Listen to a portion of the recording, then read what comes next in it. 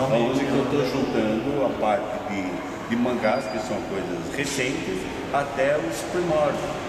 Desde quando começou a história, na realidade, desde a época rupestre, aqueles desenhos que o sujeito fazia nas paredes já representavam uma determinada história de quadrinhos, porque ali estavam inseridos praticamente o meio de vida dos Neandertais. Então a ideia é justamente essa, porque eu acredito que não adianta você querer ensinar as novas gerações as coisas modernas sem saber o princípio de como começou. Para ter a base. Sim, tem que ter uma base. Que existe palpável, papel aí. Isso está inserido nas histórias em quadrinhos. Se você pegar uma revista do Tintin, que iniciou em 1928, você pode ver que ali você vai encontrar muitas fontes históricas. Fantasma. Sim, mas o fantasma ele é mais ligado à conservação da história da lenda.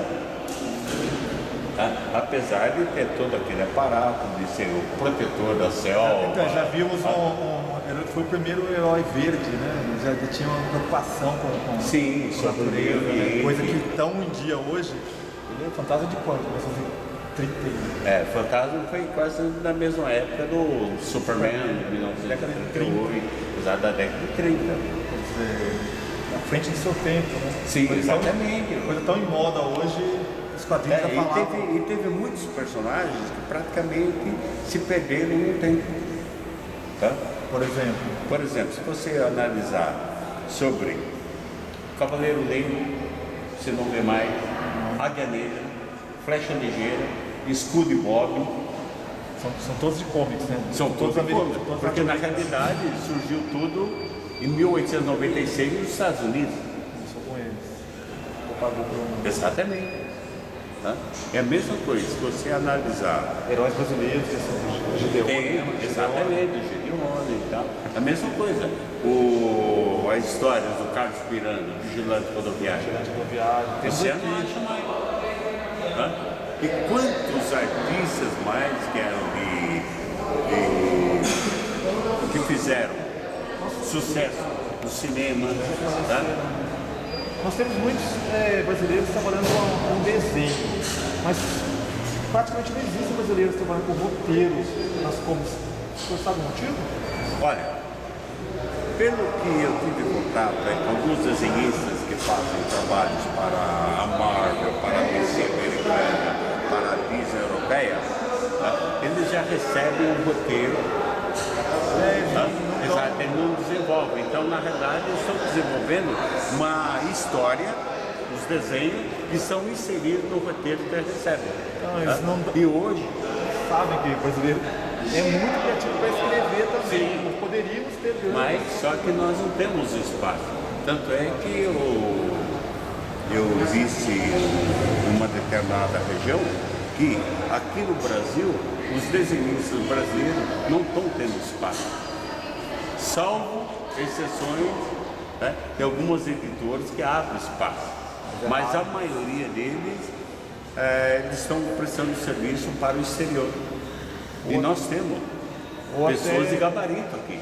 Ou até migram de veículo, tipo o Vitor Ishimura. Sim. Que está trabalhando só com a Microsoft, só com jogos Xbox. Agora. Exatamente.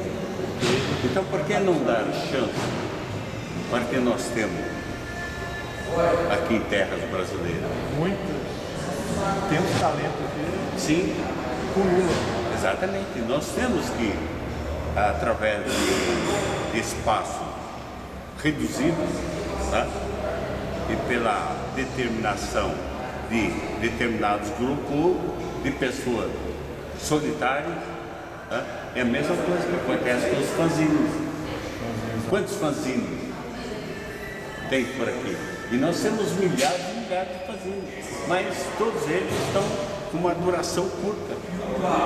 Porque todos isolados, né? Aquele fanzine ali, aquele fanzine lá. Temos que unir que militam nessa área. Exatamente. Porque aí vai fazer força, né? Um dedo só. tem força. Exatamente.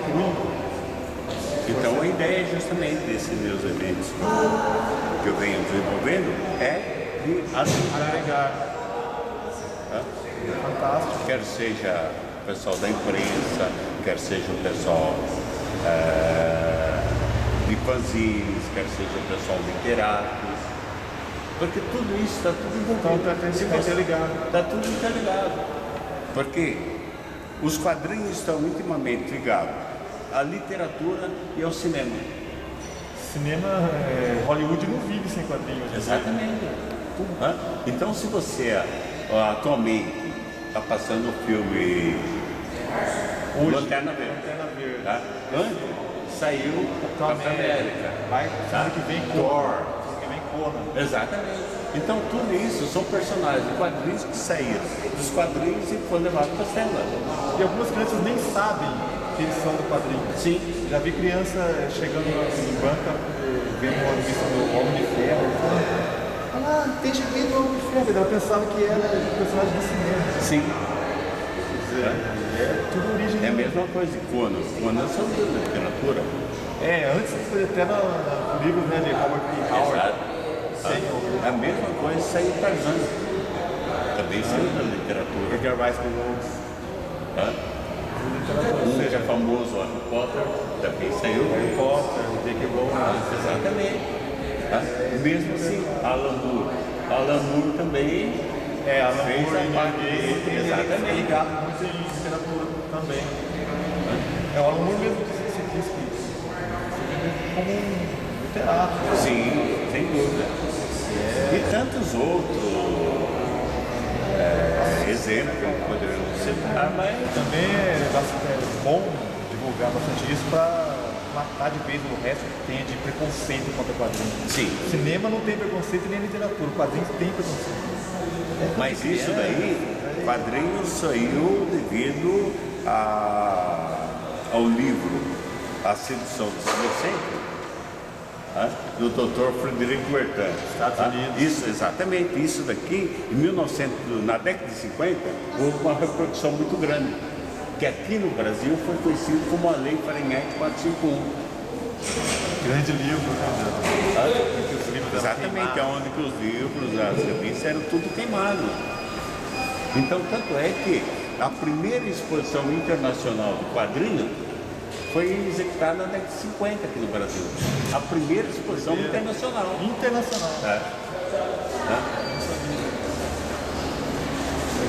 Então eu acredito que, como aqui no Brasil a história do quadrinho praticamente é recente, em comparação com os trabalhos da Europa, dos Estados Unidos, do Japão.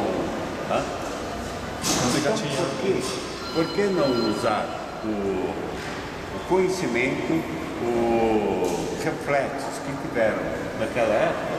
Por que não usar, tentar sugar os meios, e colocar aqui? Tem total condições de fazer isso. Exatamente. Até as facilidades para se imprimir hoje em dia, que a tecnologia está mais fácil de Sim, imprimir. exatamente. Porque hoje você faz alguma coisa, manda por e-mail, acesso a algum e-mail lá, em questão de segundos, a pessoa está Os recebendo. brasileiros que trabalham para os editores americanos trabalham aqui. Exatamente. Caso- Mas só que ninguém conhece. Nós temos inclusive uma revista criada aqui em Taubaté, né? Que você tem aqui. Tem, exatamente. Você tem a criação Aqui de Taubaté. de Taubaté.